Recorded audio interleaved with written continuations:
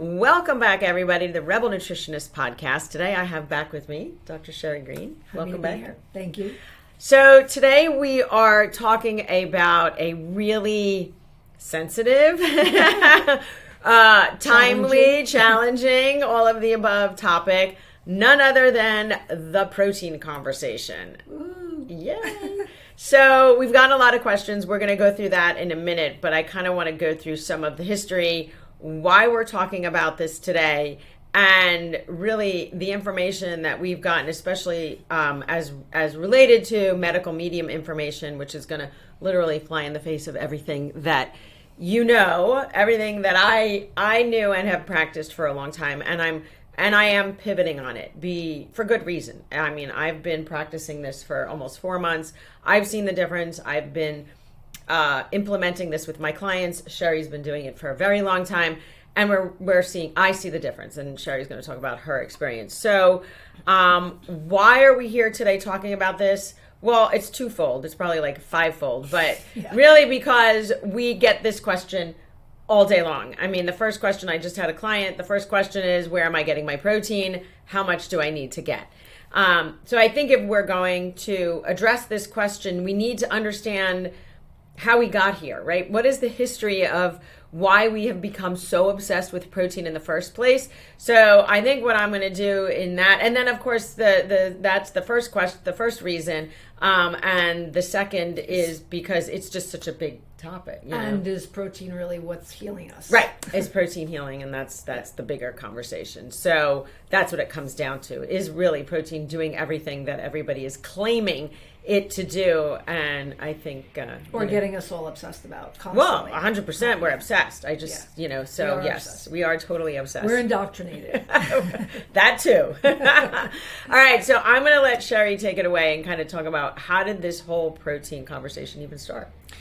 Protein conversation. Well, I think on our last podcast we were talking about, this just came up, right? And I know it was a concern. Everybody that I meet, it's a concern. It was a concern for me too. Yeah. And you asked me, well, what am I going to do about protein, and where's the protein coming from?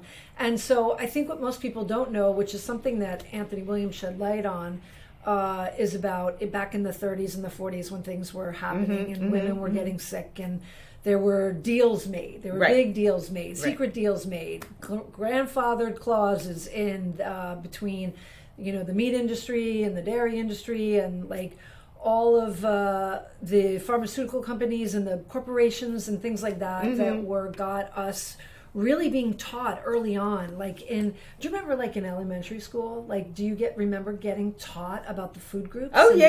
Right? The food, right. You had to have this, right? Yeah. It was more, I think it was the pyramid at that point. Yeah, it was a pyramid. Right, but we did talk about the food groups. I mean, and then of course I studied nutrition, right? So you get definitely taught. talk about the food groups. Although I will say, protein wasn't as big a deal then as it is now. I think it was still a big deal, but it wasn't overemphasized. Now the recommendations for protein are just outlandish. So I mean, and now everybody's wondering how many grams do we actually need? Right. And then the people who are really trying to build muscle, and then they don't want, it ties into osteoporosis and all of those things. Yes. Where, you're not getting enough protein, and you go into a doctor's office and you have a list of different symptoms, and they say, well, and they'll look at your blood labs too. Right. And they'll say, I don't think you're getting enough protein. Right. Well, because we would look at total protein, we would look at albumin, right? When I was in the BUN, right? And so we look at these numbers and go, oh, right, you're deficient. And, that's a whole other topic in and of itself, because when people go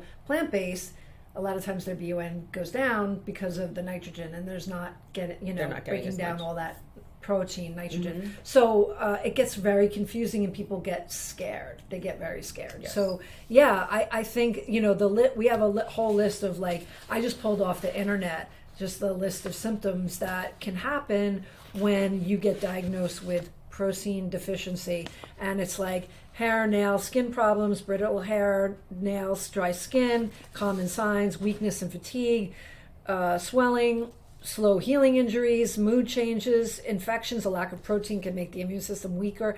I mean, some crazy stuff. And cravings. People with protein deficiency may crave protein-enriched foods. And so, all of these things are very confusing to people if they just go on the internet and they say, what does protein deficiency look like?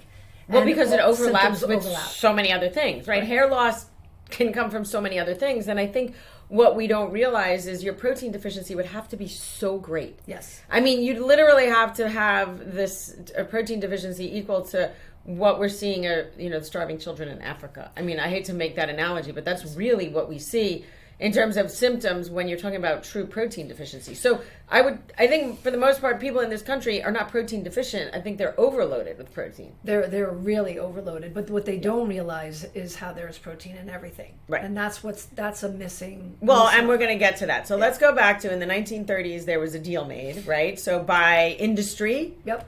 So understand that the recommendations had come out of, some of them in part, due to the fact that the government was in cahoots with the meat industry, and above the government, right? And so, but like in cahoots with the meat industry and the dairy industry and all of that, and that there were subsidies in place. So it was really more about them wanting to promote the consumption of this to increase the sales of this. It was really all driven by money. And that it would be the answer to all these chronic illness and situations that women were having at that time. Right. Hormones, whatever. So the hormones. So women would come in. So why don't you elaborate a little on that? Because you mentioned it like all these things, but I think we need to hear a little bit more about, well, what is that, right? Because not everybody hears this. I think this is information that if you read Anthony's books and you follow that, it really hits home. But I think, and again, it's very different information, at least, right, for me,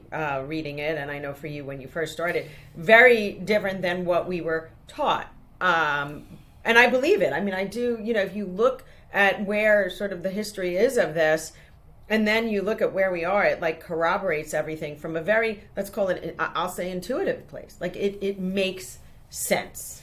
Yeah, absolutely. And so during that time, it was women were starting to struggle with different health conditions at that time. Mm-hmm. And so you have to recognize it was also the toxicity was increasing, industrial revolution. Right. And then we were dealing more with viral issues that were starting to happen.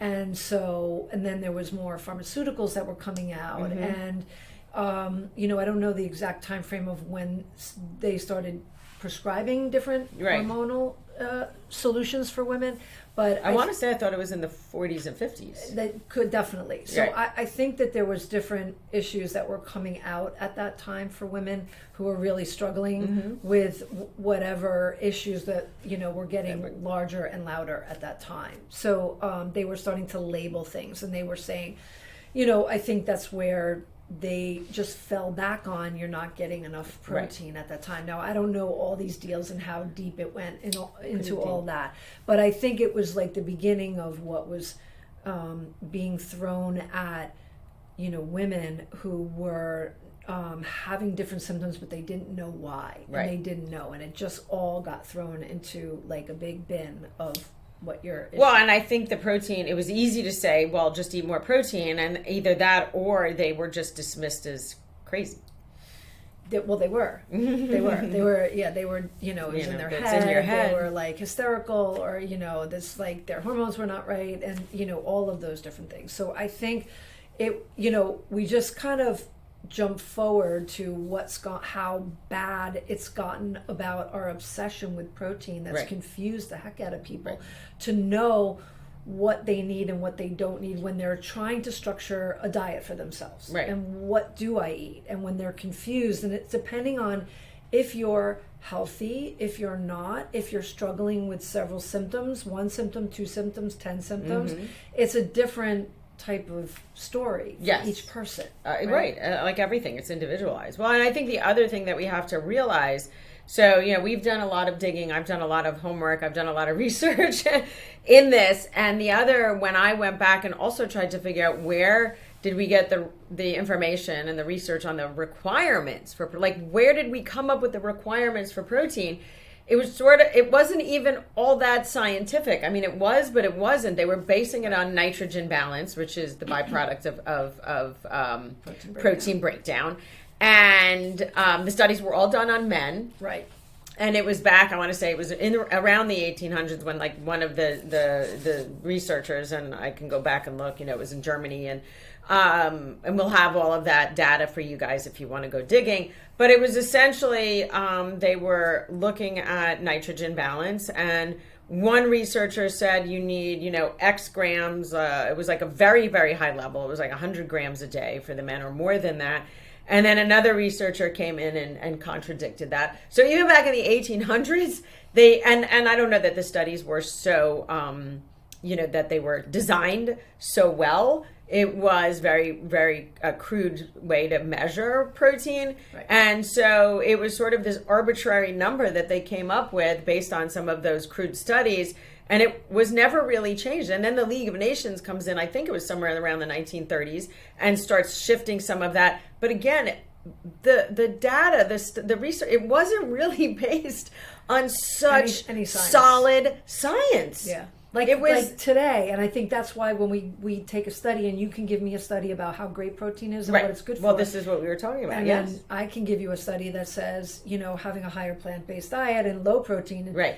So now, and I think this is a really timely topic as well, because we were talking about, all right, so that was the studies so the bottom line is I will tell you, there's really no great data, great supportive scientific data from way back when we first decided how much protein we needed that says, yes, you need exactly this amount. It was a very loose and I want to say in some cases arbitrary number. And again, it was based on men, and a lot of times it was based on some of the athletes. Yep. So again, a whole other area, women very different than men, obviously, and that. So that became confusing because I think at the get-go there was really nothing clear and scientifically proven that said, yes, here is your exact number. People, I think, just started to grasp on it. Was like, well, let me do this study. So yeah, when it comes back to the studies, and again, we were doing the research, and I would find a study that says, well, animal based, this is what you need for protein, and then Sherri would find a study and said, no, but this is what you need for protein. So the bottom line is there's no solid evidence. I mean, there's people in the protein camp, the pro protein, we need so much animal protein, and you need a gram per pound of body weight. And then there's people on the other side. And so I feel like it's like confirmation bias, whoever you really want to listen to. And how you analyze the study and who funded the study. Oh, yeah. And is the study real, and that information, and who's backing it. I think that's what gets, if we could keep throwing studies at each other. But I think one of the most important things we should go into is protein isn't just protein, right? It's fat. And correct. So protein, when you eat protein, it's also got fat in it. Correct. Yes. And you can't really separate that out. And so the problem becomes is, what is the root cause of chronic illness and chronic disease and symptoms that people are dealing with, and do they really need all that protein and fat in those large context. Amounts? Well, and I think, do you need protein and fat in those large amounts? So yes, chronic disease is one bucket, but I even think for especially, the conversation, so the latest conversation is women need so much protein, right? There's a few books out there now that are really purporting, promoting that women need so much protein. And so the data that's out there is really very evident and clear on older populations and sarcopenic populations where their muscles are really just depleted, atrophied. We're not talking about even women in their 40s, 50s, 60s, 70s who are not atrophied. You can't apply that database to women who are active and not sick. And so I think we're, again, extrapolating information, and it's not always in the right context. And I think it's because they're also trying to get them into the fear is becoming sarcopenic, right? Is like your fear of muscle loss as you age. And so that's what gets people like, I don't want to lose muscle, and I better get my protein in. Right. Well, I think, and that's a good point. And I think there's that point. But the problem is if you are not, so the protein requirements are really commensurate with how much are you really exercising. So if you're lifting weights as a woman 2 times a week and saying, I need a gram per pound of body weight, you're getting so much more protein than you need. And protein at the end of the day is structural. Those amino acids go to the structure of muscle.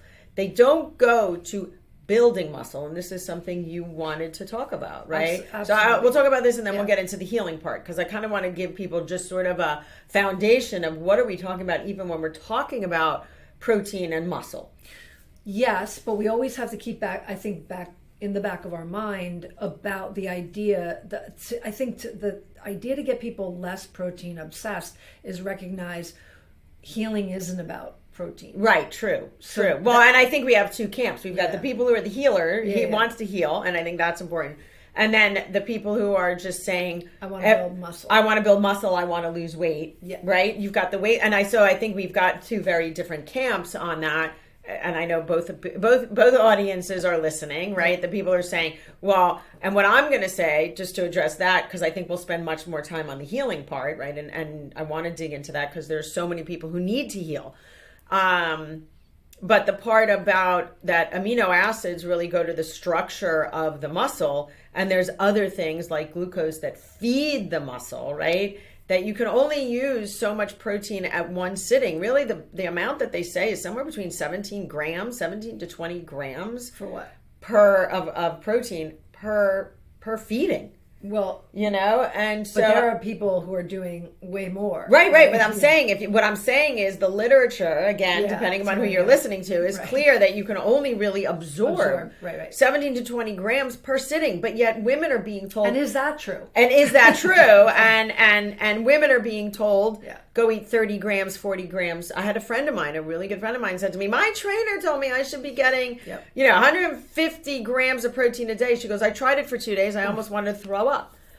You shouldn't be getting that much. So I think the data is just all over the place. I think we have to be very careful on who we're listening to. And more importantly, does it, resonate with us? And if you are not out there doing strength training 4 times a week, 5 times a week, and you're really working at it, then that is even overinflated. Like a gram of protein per pound of body weight is beyond overinflated. Even if you wanted to take a gram per kilogram of body weight, right? Kilogram is very different. It's half of that. So if you want to find kilograms, divide your weight by 2.2. So your weight in pounds by 2.2, that gives you kilograms.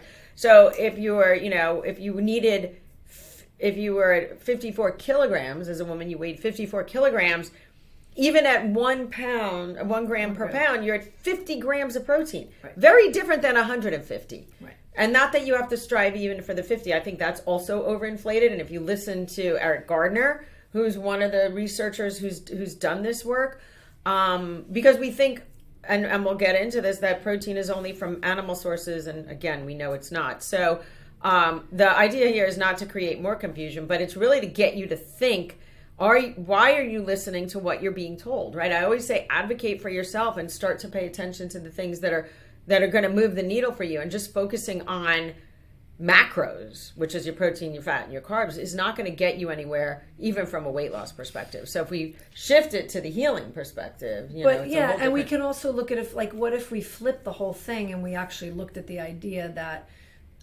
in order to build muscle, that you need glucose, you need mineral salts, and you need to move the muscle. You need to move, and you need to exercise. But what we don't realize is that even when we're eating plants and we're eating fruit, we are getting protein. Yes. And I think it's still, even these numbers that we're throwing around, these 50 grams or 75 grams. It still is overinflated. It is killing your liver. It's just too much for the body to be able to process. So if we are getting these mineral salts and the glucose, meaning mineral salts, we're getting greens, lots of leafy greens.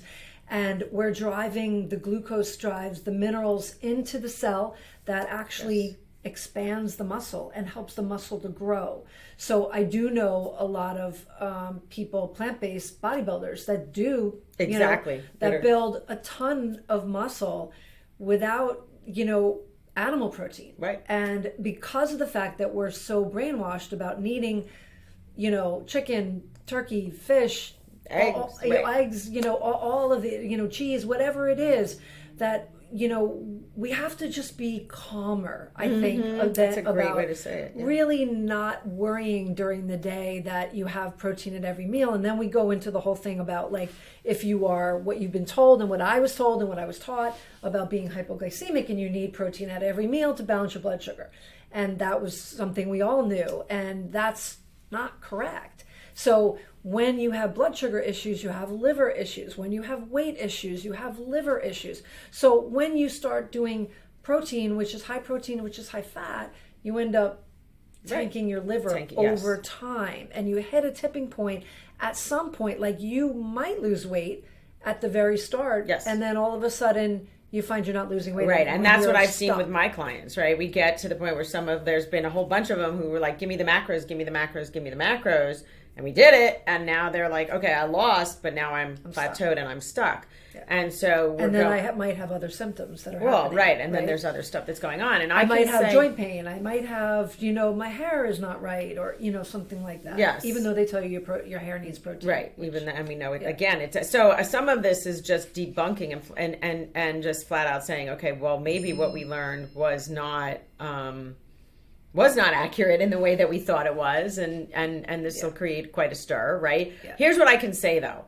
I can confidently say that after me doing this, right? So I always say I'm my own N of one, and I'm my own experiment, and I often say that, even though I am my own lab, and even though I'm an individual, you're an individual, but what I can say is for years I was the protein, right? We got to get the protein. So what I can say is after 4 months of doing this and listening to Dr. Sherri and not freaking out and calming down about the protein, I stopped counting. I just stopped counting. How freeing. So freeing, right? And I stopped counting, and I've said this before, that I am as strong, if not stronger, in the gym. I am leaner than I have ever been, and don't count calories, don't do any of that. Have been, really making sure I'm getting my greens and my mineral salts and the glucose and all of that, have really brought down the animal protein. I think I eat animal protein proper, whether it's fish or some kind of meat or something, twice a week now. And I'm doing mostly, vegan, vegetarian kinds of meals. And I, do. And you took out the dairy and the eggs? I took out the dairy, the eggs, the gluten, the sugar, the joy. No, I'm just kidding. Actually, I love what I'm doing. And it's funny because Howie, I was making meals, and he's just like, okay, I'm just waiting for the new thing that you're making because it's also really good, but... and I keep experimenting. I'm like, oh, do you want lentil burgers tonight? He's like, whatever, So, and I'm finding I'm satiated and I'm feeling, I feel great. So I think the proof is in talk just about leaning into satiated for a minute, because that's a big thing when people start to switch. They don't it was satiated, yes. Because here's the thing. When you start to lower the protein, which is the fat, you are lowering your calories. Yes. And that's what happens with people. They're just not getting enough calories in. And that could feel like I don't feel fed or satiated. So it's a and that was a struggle for me too in the beginning, right? I was like, oh my God, I need a little bit of the fat just because it makes it taste good. And there's still some days I'm like, okay, I just need a little more fat. But I think you balance it, right? It's all about balance and all about the healing journey. What is your healing journey? So for me, I was really resistant to getting rid of the fat because it was just everything, that mouthfeel, it tastes good, right? Sure. I'm so much better now. And now it's becoming, it is a process. Like everything I always say, it's just the process of getting used to something new. Yes. And the food tastes delicious. And I've been making different concoctions and doing things with lime juice and zest and herbs. And I'm growing all these herbs in my garden. I just keep throwing them in everything. And so... it really is just a new way to do things, and so it takes your body time to adapt and adjust and feel, and you could say as you've gone, and your cravings are different, right? I have like no cravings. I really, I didn't have much before, and it was funny. It was my birthday a couple of weeks ago. We went out and we had this this really great. They made this avocado chocolate mousse thing at where we were.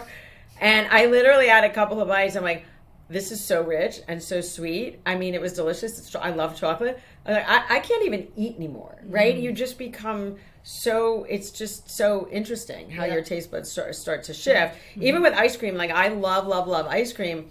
And I've have had it maybe a couple of times in the past 4 months. And I'm like, oh, okay, that's enough. Like my stomach started bothering me, so I was like, okay, maybe not so much on the, it's sort of like ruining that I don't want to say obsession, but I love my ice cream, and now I leaned on that. Like, yes, I was an ice cream person. I'm like, maybe not so much anymore. So, it is. Yep. So I think there's that piece as well, as that, like Sherri said, if we just calm down about it and not freak out and lean into learning how to nourish ourselves. I think it comes back to that, and it still comes back to who can you lean on? Right? Who is the expert in this that we can lean on to give us this kind of advice, rather than just, okay, well, go Google this and go on the internet here. And this is the other reason Sherri and I are doing this, is because we are literally working on bridging the medical medium information with the medical information and the way we were trained to be able to bring it out to you guys in a way that is deliberate, intentional, and meaningful, so that you can implement this. Yes. Right? That it becomes, that you can implement it in a way that's realistic for you. And less fear. And has less fear. Absolutely. Less fear, for sure. Because I think there is a lot of fear around, all of it. Right. And I think what's so important is to understand, I think the whole idea about building muscles, I think, is really important to recognize that first of all, there's amino acids, right? Right. In every amino acids are the building blocks of protein. You have to put amino acids together to make a protein. Correct. So they are in plant foods. They're in spinach. They're in spirulina. They're in nori strips. They're, besides all the animal protein, they're in plants all over. Yes. Lentils and sprouted lentils. Yes. And these are incredible bioavailable forms that are so absorbable for your system. It's easy. It's really simple, and it's ways of still getting protein in without being protein obsessed. And I think that you understand, sometimes when people get leaner, their muscles look smaller because the layer of fat over the muscle has actually come off.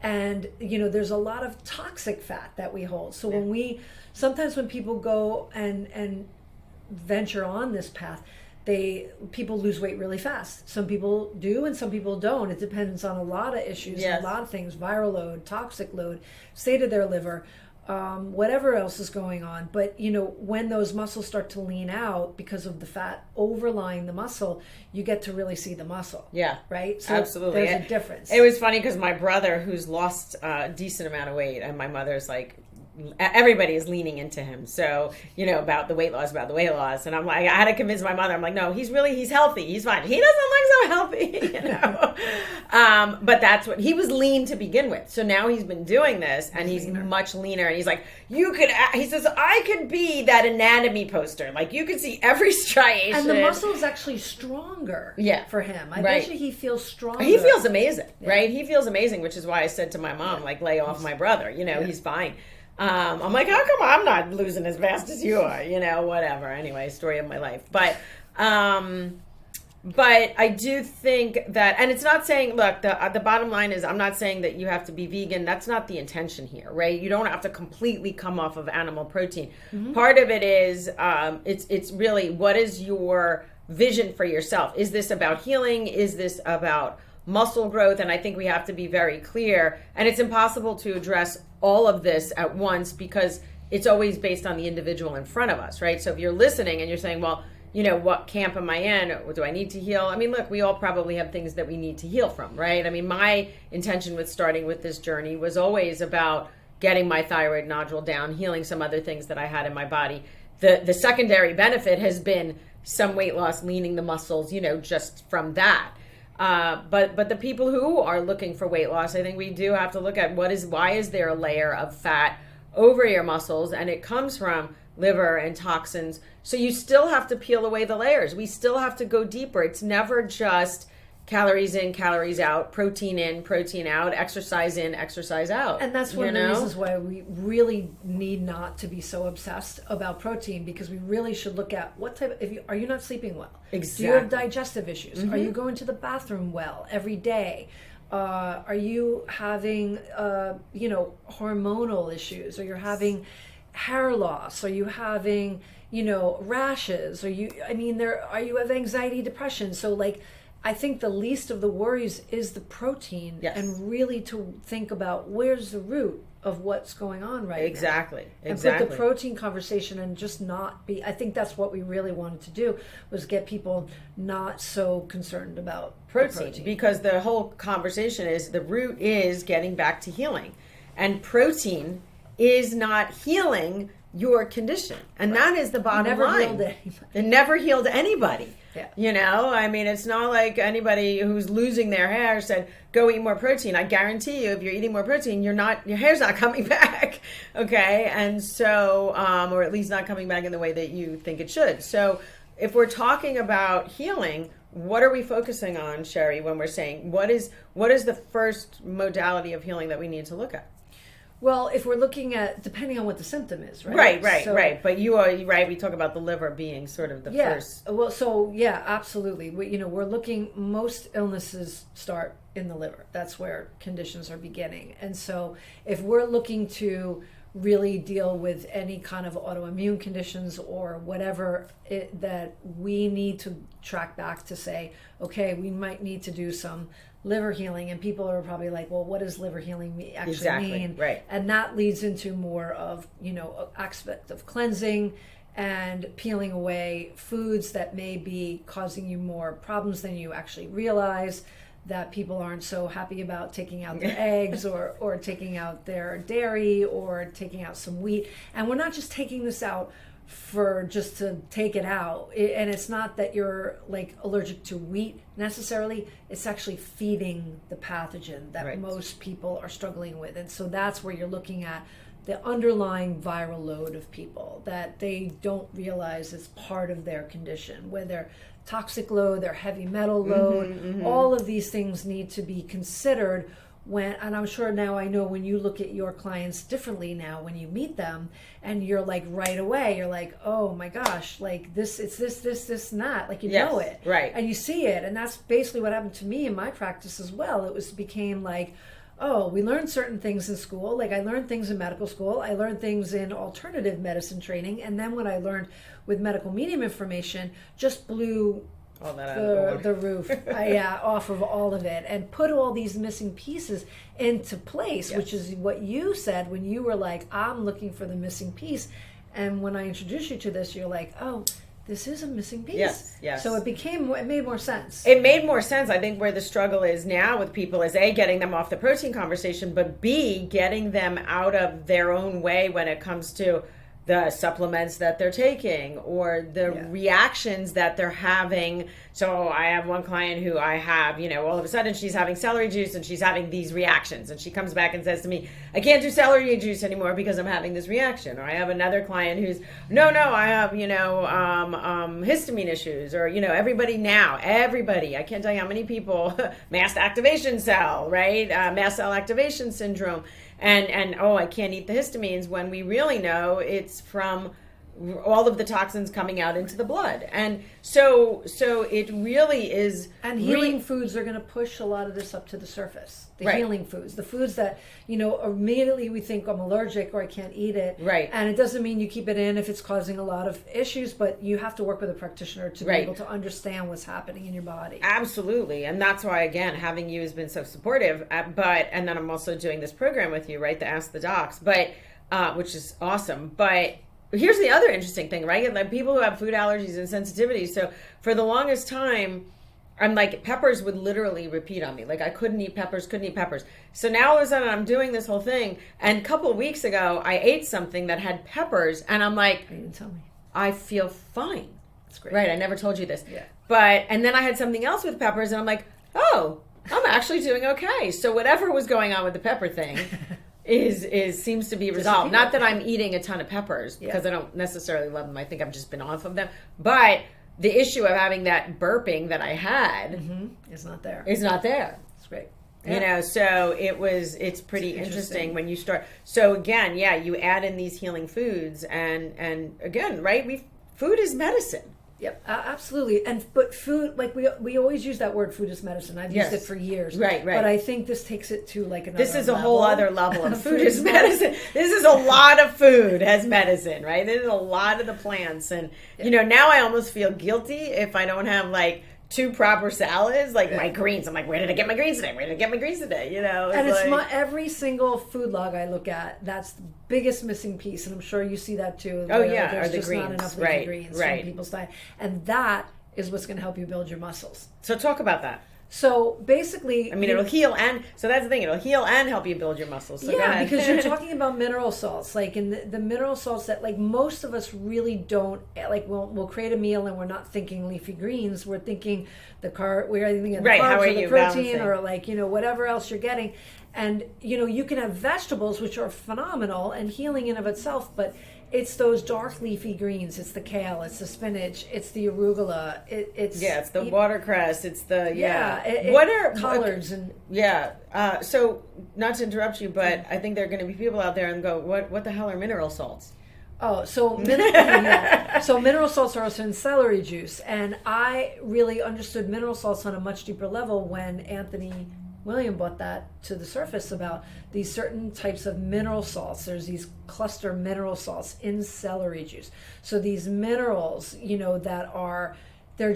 that science hasn't really delved into enough. But isn't it sodium, potassium, like all of the minerals that we know of? And there's macro minerals and there's micro minerals. So there's there's chromium, there's iron, there's like all of those. Molybdenum.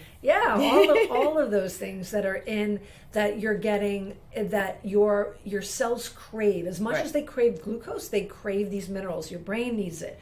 So your brain needs the mineral salts. Your brain needs the glucose. It does not need the fat so much. So it's real. There's micro fats in everything. So when people get nervous, can I be so low fat? Am I going to get my hormones going to be okay? Are my cells my body going to be okay? Yes, you can be okay by lowering your fat, significantly. But it's a process of doing it gently, slowly to let your body adapt. Mm-hmm. But when you do lower that fat, you actually allow your liver to start cleansing. And you take the burden, the protein fat burden off the liver, which allows your body to start to get rid of, start to pee out, to poop out all of that toxic heavy metal, pesticides, herbicides, fungicides, rodenticides, like all the toxins that we're exposed to on a regular basis.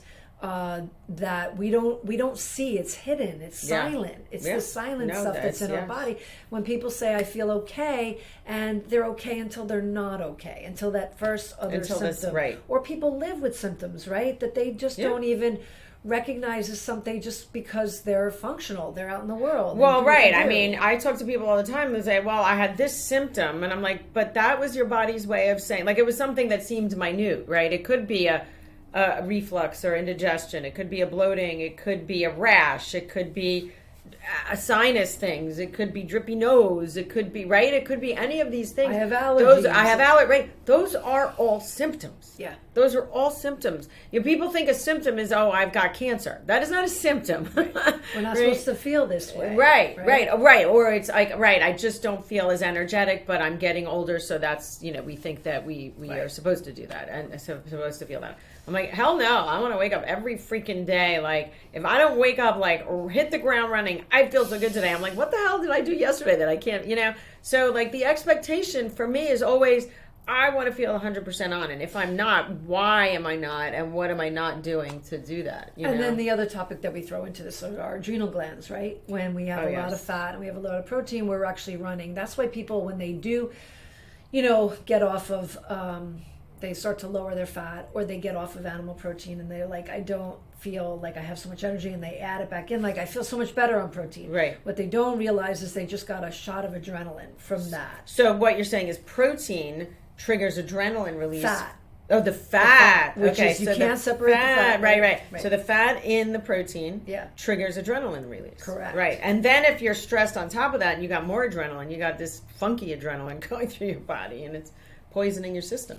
Yeah, absolutely. So it's really, adrenaline keeps us going. It's natural. We have, 56 blends of adrenaline that Anthony talks about, which is fascinating. And, 50, is it 56 of the... adrenal. No, it's the hydrochloric acid. I think. Oh, okay. That. So, but our there's adrenaline for every activity. Right. You know, all these right. activities. Yes.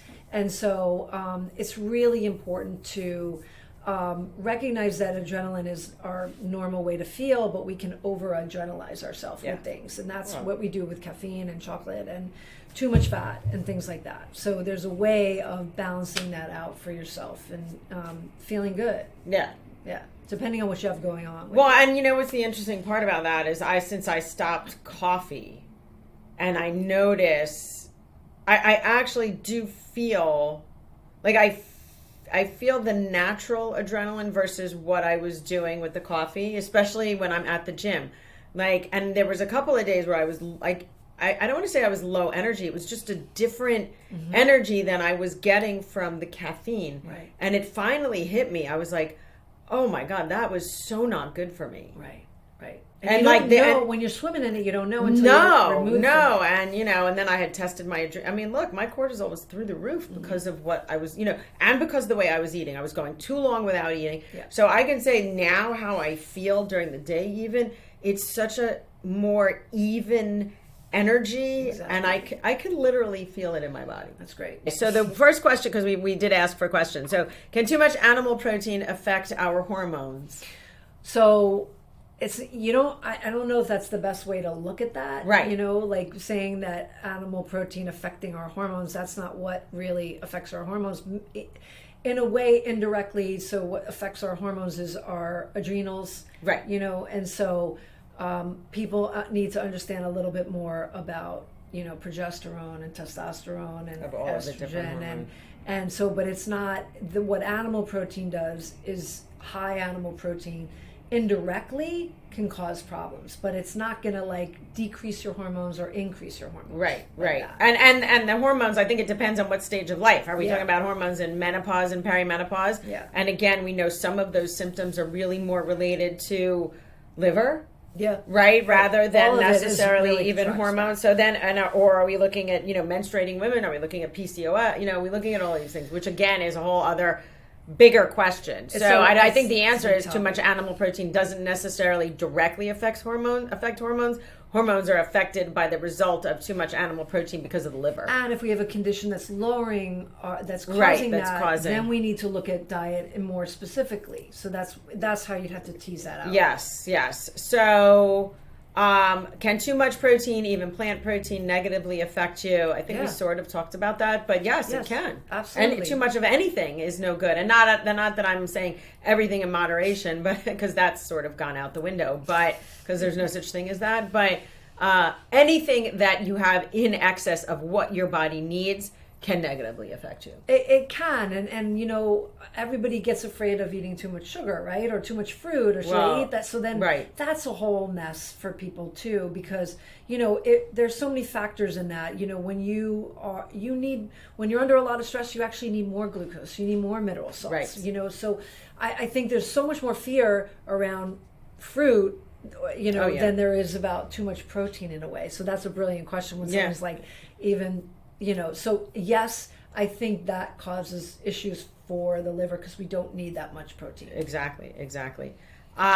This is a good one. How much protein do we really need? I think we addressed that. Do I need supplements or protein powder? So there was a day that I would say yes. I don't know that I would say that today. So I do believe, so it really depends on who's asking the question. Yes. So for certain conditions, people can change their diet. Maybe they add some celery juice in. Maybe they just, you know, they start looking at their diet differently. Then maybe they don't necessarily need supplements, or they need minimal supplements. Right. But if you're dealing with somebody who has tinnitus, or you're dealing with somebody that has colitis or Crohn's, or someone who's dealing with other digestive issues, or they have migraines, you know, these people might need supplements. I'm not saying protein powders. I don't think anybody needs really a protein powder. And I know bodybuilders are always putting protein powders into their shakes. I don't think we're lacking in protein, honestly, but I do think there are times where we need, and when we say supplements, it's quality supplements. Right. There's so many supplements So many. out there that are not quality supplements. Yeah. They're just bad. They have fillers in it. They have natural flavors in it, citric acid, that everybody ends up reacting to, and that to the other we don't stuff need. that's in it. To the things that are in there. So that's what we don't need. Right. But quality supplements, I would say some basic supplements, something, Right, but not necessarily protein. No, not right. protein So supplements, not. the answer on the protein powder is probably not. But right, what is the best protein source? So I think, again, a loaded question. I mean, you can get protein from plants. You can get protein from animals. Mm-hmm. Is there a better one? I think that's where the debate is still out. We're going to say you can still get all of your protein from plants.